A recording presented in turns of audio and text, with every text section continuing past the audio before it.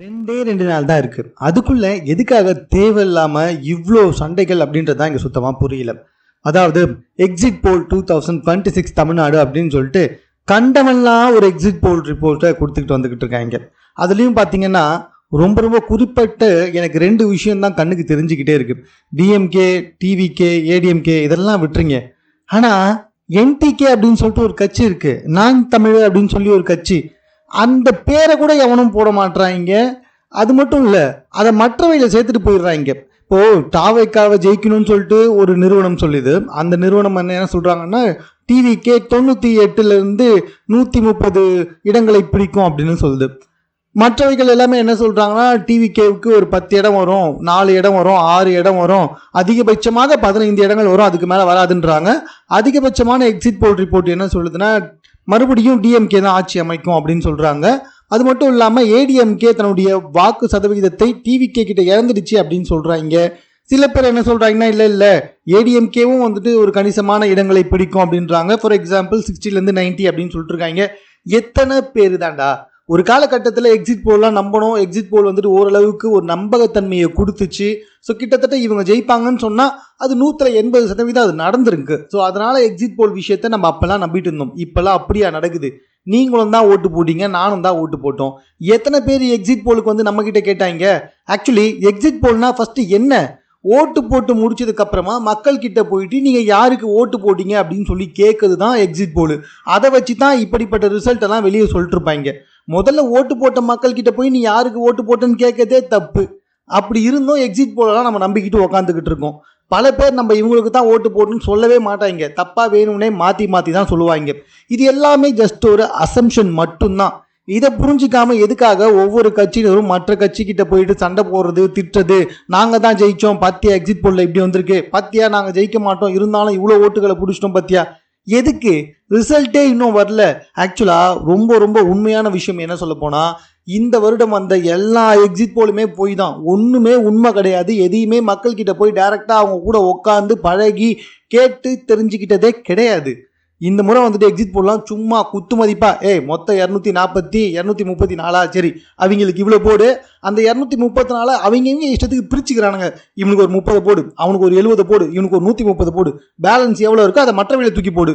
இது தாண்டா இப்போலாம் எக்ஸிட் போலாக பண்ணிட்டு உட்காந்துட்டு இருக்கானுங்க. இது தெரியாமல் நீங்கள்லாம் எதுக்கு அடிச்சுக்கிட்டு இருக்கீங்க அப்படின்றது தான் சுத்தமாக புரியவே மாட்டுது. அன்ஃபார்ச்சுனேட்லி என்னால் வந்துட்டு ஃபேஸ் காமிச்சு வீடியோ போட முடியல. நெக்ஸ்ட் டைம் வந்து நான் ட்ரை பண்ணுறேன். பட் ஆனால் என்னால் இதை பார்த்துக்கிட்டு சும்மாவே உட்கார முடியல. ஏன் அப்படின்னு சொல்லி கேட்டிங்கன்னா, நான் முன்னாடி சொன்ன மாதிரி என்டிகேன்னு ஒரு கட்சி, அதை பற்றி எவனும் பேசவே மாட்டான். இதுக்கு முன்னாடி அதாவது டிஎம்கேவுக்கு முன்னாடி ஏடிஎம்கே ஆட்சியில் இருந்துச்சு. இப்போ ஏடிஎம்கே வந்துட்டு பிஜேபி கூட சேர்ந்ததுனாலையோ என்னவோ தெரியல, அவங்கெல்லாம் வரவே மாட்டாங்க. எவனுமே ஏடிஎம்கே ஜெயிக்கொண்டு ஒரு எக்ஸிட் போல் கருத்து கணிக்க கூட வரல. இதெல்லாம் கூட பரவாயில்ல, எவனே தெரியல, நியூஸ் ஜேன்னு நினைக்கிறேன். அவன் என்ன சொல்கிறான்னா பெரியயாவும் சின்னையாவும் தான் 180 இடத்துல ஜெயிப்பாங்கன்னு சொல்லி போட்டிருக்கான். எனக்கு புரியல, நீங்கள்லாம் உண்மையிலே எக்ஸிட் போல் நடத்துறீங்களா இல்லை ஏதாவது போய் காமெடி சேனல் வச்சு நடத்துங்கயா அப்படின்னு சொல்கிற மாதிரி இருக்குது. ஒரே ஒருத்தன் டிவிகேக்கு 134 சீட்டு வரைக்கும் வரும் அப்படின்ற மாதிரி வந்து சொல்லிட்டான். அது விஜயே நம்ப மாட்டாரியா? உங்களுக்கே நல்லா தெரியும்யா, விஜய்க்கும் நல்லா தெரியும். அவருக்கு அதிகபட்சமாக அவர் எதிர்பார்க்கறது ஒரு 50 சீட்டு வந்தால் கூட தமிழகத்தில் நம்ம ஒரு மிகப்பெரிய சக்தி ஆகிட்டோம், 3வது பெரிய கட்சி ஆகிட்டோம் அப்படின்னு யோசிப்பார். எனக்கு தெரிஞ்சு அதை தான் பண்ணுவார். ஃபுல்லாக ஜெயிப்பாருன்னு சொல்லிட்டு அவரே எதிர்பார்த்துருக்க மாட்டார். ஆனால் டிஎம்கேவுக்கும் ஒரு பயம் இருக்குது. அவங்க வந்துட்டு 200 தொகுதி வரும்னு சொன்னவங்க இப்போ வந்துட்டு 130 தொகுதி எங்களுக்கு வரும் அப்படின்ற மாதிரி சொல்கிறாங்க. இது இன்னும் குறையும். உண்மையான நிலவரம் என்ன தெரியுமா? இந்த 2026 தமிழ்நாடு எலெக்ஷனை பொறுத்தக்கும் உண்மையான நிலவரம் என்னன்னா கெஸ் பண்ண முடியாது. இதனால தான் நம்ம எல்லாருமே மே 4ஆம் தேதியை அவ்வளோ எதிர்பார்ப்போட காத்துக்கிட்டு உட்காந்துக்கிட்டு இருக்கோம்.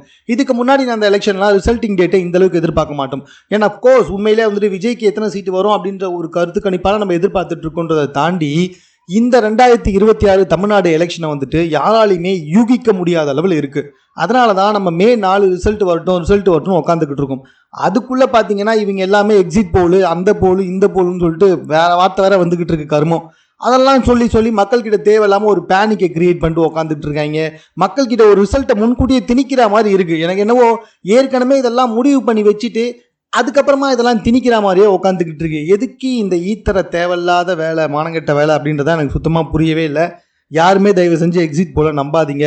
ஏன் டிவிகே கூட வந்துட்டு ஆட்சி அமைக்கலாம், ஏடிஎம்கே கூட ஆட்சி அமைக்கலாம்.